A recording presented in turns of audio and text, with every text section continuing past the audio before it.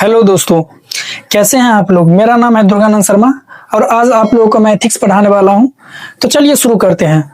इससे पहले कि मैं क्लास शुरू करें, चलिए मैं अपना इंट्रोडक्शन दे देता हूं। मैं एक और यूट्यूब चैनल चलाता हूं जिसका नाम है IAS दुर्गा ब्लॉग्स। वहां पे भी आप मुझे फॉलो कर सकते हैं। अगर आप लोग और नॉलेजेबल वीडियो देखना चाहते हैं तो मेरा इंस्टाग्राम ID है दुर्गानंद 8091 और फेसबुक पेज है दुर्गानंद शर्मा। तो खैर चलिए छोड़ते हैं ये सब और स्टार्ट करते हैं आज की क्लास। तो दोस्तों, आप लोग ढेर सारे सब्जेक्ट तो पढ़ते ही होंगे, चाहे मैथ हो, साइंस हो, सोशल साइंस हो, हर एक चीज आप पढ़ते हैं। आप लोग एथिक्स नहीं पढ़े होंगे, फिलोसफी नहीं पढ़े होंगे। ये बेहतरीन सब्जेक्ट है, ठीक है। मतलब कि अगर आप लोग मार्क उठाते हैं वहां तक ठीक है सब कुछ के लिए, लेकिन आप लोग बहुत अंधविश्वास में क्या मानना चाहिए क्या नहीं मानना चाहिए, क्या आप लोग के लिए सही है क्या गलत है, आप लोग समझ ही नहीं पाते हैं। एथिक्स ऐसा सब्जेक्ट है जो आपको एक बेहतरीन इंसान बनाने में सबसे महत्वपूर्ण भूमिका निभाता है। तो चलिए शुरू करते हैं। सबसे पहले देखते हैं एथिक्स, जिसका मतलब होता है नीति शास्त्र, और ये दुनिया का सबसे टफेस्ट एग्जाम UPSC में भी पढ़ाया जाता है। तो चलिए पहले समझते हैं जो एथिक्स होता क्या है वास्तव में। तो दोस्तों, एथिक्स का दो मतलब होता है। पहला, अगर आप फिलोसफी में अगर एथिक्स पढ़िएगा तो उसका मतलब होता है नीति मीमांसा। नीति मीमांसा अगर बाद में हम आप लोग को और डिटेल से पढ़ाएंगे। बाय द वे चलिए देखते हैं नीति मीमांसा फिलोसफी में होता है। फिलोसफी में आप एथिक्स पढ़िएगा तो जिसका अर्थ होता है कि आपका उद्देश्य क्या है, उद्देश्य को पाने में जो साधन का मतलब हुआ आप उद्देश्य को पाने के लिए क्या क्या चाहिए, वो हो गया साधन। तो नीति मीमांसा का सीधा मतलब हो गया आप क्या पाना चाहते हैं, और जो आप पाना चाहते हैं साधन का मतलब उसमें क्या क्या लगेगा। और वैसे हमारे भारतीय समाज में टोटल 9 मूल दर्शन है। अगर एक चार्वाक दर्शन को छोड़ दिया जाए तो 8 मूल दर्शन आते हैं, जिसमें 8 मूल दर्शन का मुख्य उद्देश्य एक ही है, मोक्ष प्राप्त करना। जिसमें आप बौद्ध दर्शन लीजिए, जैन दर्शन लीजिए, महापरिनिर्वाण कुछ भी बोल दीजिए, हिंदू अल्लाह, मुस्लिम फलाना ढलकामा कुछ भी बोल दीजिए, सबका लास्ट में एक ही मतलब है, मोक्ष। सभी धर्म में एक ही चीज बताया था कि मोक्ष कैसे पाए। कोई बोलता है राम राम करके मोक्ष पाए, तो कोई बोलता है अल्लाह अल्लाह करके मोक्ष पाए, कुछ भी। तो यहाँ पे है मोक्ष पाना। तो खैर ये हम लोग के लिए उतना इंपॉर्टेंस नहीं है, ठीक है। अगर आप लोग को अगर कोई ये टॉपिक पसंद आएगा तो मैं फिलोसफी भी पढ़ाऊंगा। तो ये तो रहा दूसरी बात, आप लोग बेहतरीन तरीके से समझ गए होंगे। चलिए आप लोगों को समझाते हैं। अगर सामाजिक स्तर पर अगर आप लोग पढ़ना चाहते हैं तो क्या होता है वास्तव में ये, चलिए सामाजिक स्तर स्टार्ट करते हैं। एथिक्स का मतलब होता है, अगर आप सामाजिक स्तर पर पढ़िएगा, जो UPSC में भी इसको इसी नाम से पुकारा जाता है, नैतिक व्यवस्था। अर्थात अच्छा और बुरा में फर्क करना ही आपको एथिक्स कहलाता है। क्या चीज अच्छा है क्या चीज बुरा है, यही चीज आपको एथिक्स कहलाता है। यदि अगर आप सामाजिक व्यवस्था में पढ़िएगा, समाज के आधार पर पढ़िएगा, नैतिक व्यवस्था होता है कि समाज को कैसे बनाए रखना है, हमें आगे जाके किस तरह के इंसान बनना है, हमारे वैल्यूज क्या है, हम क्या मतलब कि इंसान का मूलभूत आवश्यकता एक ही है कि ठीक है जॉब पाना है, शादी करना है, मर जाना है। नहीं दोस्तों, सबसे बड़ी बात है कि मतलब कि अगर आप पढ़ने लिखने के बावजूद भी अगर आप समझदार इंसान नहीं बन पाए तो आप एक बेहतरीन इंसान नहीं बन सकते हैं। अब आप लोगों में से कुछ लोग बोलिएगा कि यार ठीक है नौकरी करेंगे पैसा कमाएंगे, हर कोई तो यही चाहता है, तो बेहतरीन इंसान बन के क्या करेंगे। बनना है दोस्तों। यदि आप बेहतरीन इंसान नहीं बन पाते, इसलिए भारत का आज ये स्थिति है, आप लोग चुन नहीं पाते हैं सही नेता को। जो एजुकेशन की बात करें, हॉस्पिटैलिटी की बात करें, इंडस्ट्री की बात करें, आप चुन ही नहीं पाते हैं जो कौन नेता हमारे लिए सही है। सीधे जो मतलब कि जिस तरफ जो चीज देखे उधर आप लोग चल देते हैं।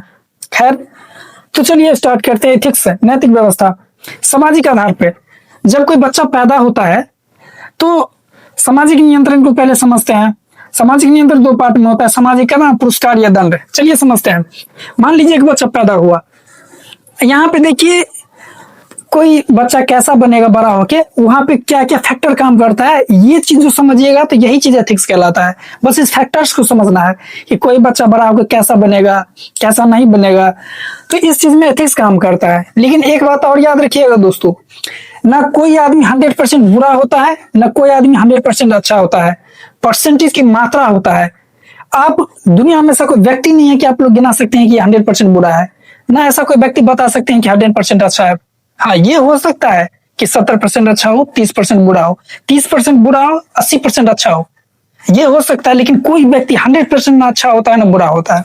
खैर चलिए फैक्टर्स की बात करते हैं। अगर कोई बच्चा पैदा हुआ है तो उसमें सिर्फ 4 फैक्टर ही काम करता है। पहला सामाजिक। सामाजिक का मतलब हुआ को मतलब कि अगर कोई बच्चा है, सामाजिक का मतलब वो जो बच्चा समाज में जल्दी घुल मिल जाता है। जैसे मान लीजिए कहीं पे शादी हुआ, तुरंत चला गया, घुस के शादी में खाना खा लिया और मतलब कि सबसे दोस्ती दोस्ती कर लिया। इस टाइप के बच्चों को कहते हैं सामाजिक। और हम जानते हैं कि आप लोग में से बहुत सारे लोग जब बाहर में पढ़ने लिखने जाते हैं तो ऐसा कर ही लेते हैं। हम भी करते हैं। कहीं पे गए बाहर में, मतलब कि जबरदस्ती का किसी को दोस्त बना लिया, चले जाते हैं किसी की शादी में, खा के आ जाते हैं। खैर, दूसरा है असामाजिक। असामाजिक को समझते हैं, जो बच्चा को समाज से मतलब कि ज्यादा फर्क नहीं पड़ता है, जो समाज से दूर रहता है, उसे बोलते हैं असामाजिक। असामाजिक में वही बच्चे आते हैं जो मान लीजिए बाहर रहते हैं, जो दूर दराज में रहते हैं, या मतलब कि पढ़ते हैं या जॉब करते हैं, ऐसे बच्चे। क्योंकि वैसे भी आप लोग जानते हैं कि ऐसे बच्चे अगर बाहर से आते हैं तो लोग एक ही चीज पूछता है, सरकारी नौकरी का क्या हुआ, आईएएस अफसर बनना चाहते थे, इसका क्या हुआ। तो इस टाइप के लोग कहलाते हैं असामाजिक, जिसको समाज से उतना मतलब नहीं है। तीसरा है सामाजिक विरोधी, जिसको दूसरों को खुशी देखा नहीं जाता है दोस्तों, ऐसे लोग को बोलते हैं सामाजिक विरोधी। मान लीजिए समाज में 2 व्यक्ति बैठ के बात कर रहा है और एक तीसरा व्यक्ति गया, मान लीजिए राकेश नाम का व्यक्ति गया। अब उस व्यक्ति को 2 व्यक्ति का सुख देख के उसको बुरा लग रहा है। ऐसा व्यक्ति क्या कि दोनों के बीच में मतलब आग लगा दिया, अर्थात दोनों के बीच में झगड़ा लगा दिया। ऐसे व्यक्ति को बोलते हैं सामाजिक विरोधी। चौथा आता है समाज तटस्थ, जिसको समाज से मतलब कि इतना सा फर्क नहीं पड़ता है कि समाज है नहीं है, बला बला किसी चीज से फर्क नहीं पड़ता। ऐसे बच्चों को बोलते हैं समाज तटस्थ। अब देखिए हमारा समाज इतना अच्छा है कि आप लोग जानते हैं कि जाति व्यवस्था मतलब कि कितने क्रूर प्रथा को मतलब हमारा समाज बढ़ावा देता है। इसके बावजूद हमारा समाज जो है बच्चा को कैसे मतलब कि समाज में जोड़ता है, ये चलिए देखते हैं। देखिए मतलब किसी बच्चा को सामाजिक बनाने की प्रक्रिया सामाजिकरण कहलाता है। अगर किसी बच्चा को अगर आप सामाजिक बना रहे हैं, किसी बच्चा को अगर आप सामाजिक बना रहे हैं तो यही प्रक्रिया सामाजिकरण कहलाता है। और किसी बच्चा को सामाजिक बनाने में सबसे बड़ी भूमिका उसकी माँ की होती है, क्योंकि वही उसको वैल्यू करना सिखाती है कि किसके साथ कैसा व्यवहार करना है, क्या अच्छा होता है क्या बुरा होता है। हर आदमी का पहला गुरु उसका माँ होता है। दूसरा में फैमिली आ गया, आई मीन माता पे मतलब कि पापा हो गए, बहन हो गया, रिश्तेदार हो गया।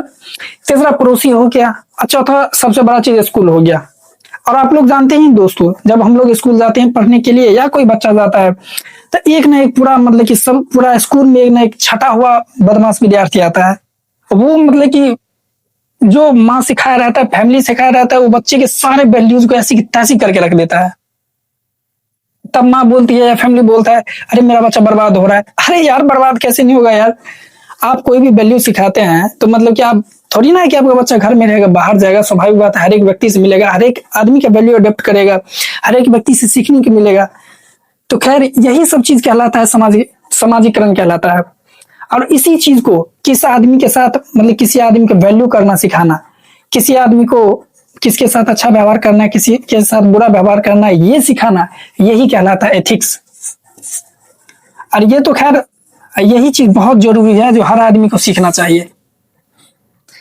बहुत सारे फैसले होते हैं हम लोग जिंदगी में नहीं ले पाते हैं, जो बहुत सारा फैसला ऐसा होता है कि हम सोच नहीं पाते हैं कि इसमें क्या फैसला ले नहीं ले, लेकिन हमको एथिक्स सिखाता है कि जिंदगी जीते कैसे हैं।